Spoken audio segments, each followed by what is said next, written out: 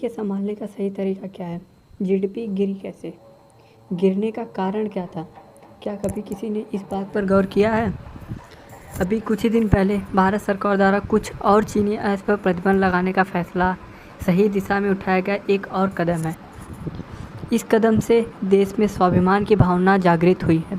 इसका लाभ आने वाले समय में हमें अवश्य मिलेगा, लेकिन शायद चीन अब तक नहीं मानेगा जब तक हम उसके निर्यात पर शिकंजा नहीं कसेंगे। इस पृष्ठभूमि में हमें अर्थव्यवस्था की वर्तमान स्थिति पर विचार करना चाहिए। सरकारी आंकड़ों के अनुसार चालू वित्त वर्ष की पहली तिमाही यानी अप्रैल से जून 2020 में देश के सकल घरेलू उत्पाद जीडीपी में 23.9% की गिरावट आई है। इसके गिरने का कारण क्या है? यह किस वजह से गिरा है? आज हम इस बात पर चर्चा करेंगे। हाल ही में कुछ दिन पहले इसके विपरीत जवाहरलाल नेहरू विश्वविद्यालय के पूर्व प्रोफेसर अरुण कुमार का आकलन है कि अप्रैल में 75%, मई में 60% और जून में 40% गिरावट रही, यानी इस तिमाही में गिरावट औसतन 58% रही। इस अंतर का कारण यह है कि सरकार ने जीडीपी की गणना उपलब्ध आंकड़ों के आधार पर की है और इस समय मात्र उन्हीं बड़ी कंपनियों के आंकड़े उपलब्ध हैं जिनका कारोबार लॉकडाउन के समय भी सुचारू रूप से चलता रहा है, जैसे कि मोबाइल फ़ोन, बिजली आपूर्ति, ई कॉमर्स इत्यादि से जुड़ी कंपनियां। तमाम छोटी कंपनियों ने इस तिमाही के अपने आंकड़े अब तक प्रकाशित ही नहीं किए हैं। देश में 75% रोजगार असंगठित क्षेत्र में है और जीडीपी में उनका योगदान 45% है। असंगठित क्षेत्र के तहत हमारे छोटे विद्यालय, टेलरिंग, टैक्सी, किराना एवं डॉक्टर इत्यादि आते हैं, क्योंकि इनके कारोबार में जो भारी गिरावट आई वह उपरोक्त आंकड़ों में शामिल नहीं दिखती। इसलिए ये आंकड़े जीडीपी की सही स्थिति को नहीं बताते। सरकार के अनुसार कृषि में 3.4% की वृद्धि हुई है, लेकिन अरुण कुमार के अनुसार अप्रैल में मंडियों में आवक 75% रह गई थी। इसलिए तिमाही में इसका प्रभाव कम से कम 16% की गिरावट का होना चाहिए। ऐसे में कृषि को जीडीपी में वृद्धि तर्कसंगत नहीं दिखती है। यदि यह मान लें कि कृषि में वास्तव में वृद्धि हुई तो भी देश की जीडीपी में कृषि का हिस्सा केवल 14% है। 14% जीडीपी में 3.4% वृद्धि का अर्थ हुआ कुल 0.24% की वृद्धि, जो कि नगण्य है। जाहिर है कि कृषि के आधार पर हम अर्थव्यवस्था को नहीं बचा पाएंगे। छोटे उद्योगों की स्थिति भी डंबाडोल है। मार्च में इन्हें 11.49 लाख करोड़ रुपए का ऋण दिया गया, जो जून में 11.32 लाख करोड़ रुपए रह गया। इतना ज़रूर है कि अप्रैल में अधिक गिरावट आई थी, जिसकी कुछ भरपाई जून में हो गई। फिर भी मार्च तुलना में जून के ऋण गिरा, जबकि सरकार ने 3 लाख करोड़ रुपए की एक योजना छोटे उद्योगों को ऋण देने के लिए बनाई थी।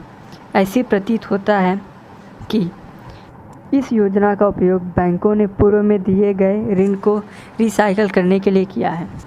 रिजर्व बैंक के आंकड़ों के अनुसार ऋण में गिरावट प्रत्येक क्षेत्र में आई है। इनमें गाड़ियों पर दिए जाने वाले ऋण सबसे कम 0.5% की गिरावट आई है। मेरे अनुमान से रेल एवं सेवाएं प्रभावित होने से तमाम लोगों ने अपने व्यक्तिगत उपयोग के लिए कार खरीदी है। ऐसी खरीदी का स्वभाव एक बार का होता है, अतः यह भी नहीं टिकेगा। प्रॉपर्टी में भी ऋण से गिरावट केवल 0.7% हुई है, लेकिन मेरी जानकारी में ऐसे बिल्डर हैं जो प्रॉपर्टी के न बिकने के कारण बेहद मुश्किल में हैं और उन्होंने ऋण लिया है। इस प्रकार अर्थव्यवस्था की स्थिति अति गंभीर दिखती है। मौजूदा परिस्थिति को देखते हुए अंतर्राष्ट्रीय मुद्रा कोष का कहना है कि भारत को अपने को विश्व अर्थव्यवस्था से और कारगर रूप से जोड़ना चाहिए, निर्यात को बढ़ाना चाहिए और विदेशी पूंजी को आकर्षित करना चाहिए। लेकिन यही काम तो हम पिछले वर्षों से करते आ रहे हैं। इसके बावजूद हमारी जीडीपी लगातार गिर रही है। इसलिए हमें वैश्वीकरण से पीछे हटने पर विचार करना चाहिए। वर्तमान में वैश्वीकरण की छत्र छाया में हमारे देश के उद्यमी अपनी पूंजी को बाहर ले जाने को उत्सुक हैं। वे चीन जैसे देशों में भी निवेश एवं उत्पाद कर रहे हैं, जहां पर्यावरण को नुकसान पहुंचाने की छूट है। नौकरशाही भ्रष्ट है, परंतु उद्यमी से सहयोग करती है, और जहां श्रम कानून ढीले हैं। देसी उद्यमी चीन में उत्पादन करके भारत को माल भेज रहे हैं। इन्हीं देसी उद्यमियों के चलते आज हमारे देसी उद्योग चरमरा रहे हैं। भारत सरकार ने करोड़ों एलईडी बल्ब सप्लाई करने का ठेका जिस कंपनी को दिया था, उसने ये बल्ब भी चीन में बनाकर भारत सरकार को उपलब्ध कराया। यदि इन कंपनियों का आयात कर ज़्यादा होता है तो उन कंपनियां भारत में ही उत्पादन करती।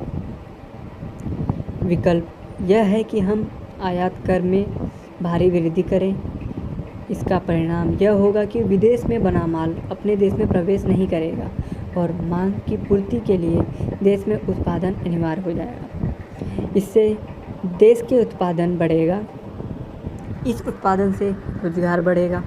उस रोजगार के चलते लोगों में जो क्रय शक्ति आएगी, उससे बाज़ार में मांग बढ़ेगी और चीन में माल बनाकर भारत भेजने वाली कंपनियों के लिए देश में निवेश करना लाभप्रद हो जाएगा।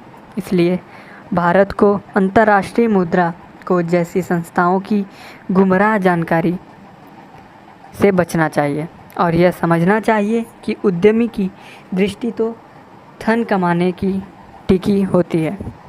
यदि उद्यमी के लिए चीन में उत्पादन करके भारत में माल सप्लाई करना लाभप्रद है तो यह भारत में उत्पादन नहीं करेगा। इसलिए भारत सरकार को चाहिए कि देश की अर्थव्यवस्था को दिशा देने के लिए आयात भर में भारी वृद्धि करें। विदेशी पूंजी के पीछे भागने के स्थान पर देश की पूंजी को अपने ही देश में निवेश करके प्रेरित करके और निवेशकों को नौकरशाही की वसूली से राहत दें। यह सब करने पर जीडीपी अपने आप उठने लग जाएगी। चीन पर सीधे नकल कसने की एक सीमा है। आज की आवश्यकता यह है कि सरकार उन देसी उद्यमियों पर नकल कसे जो विदेश में निवेश कर देश की अर्थव्यवस्था को नुकसान पहुंचा रहे हैं।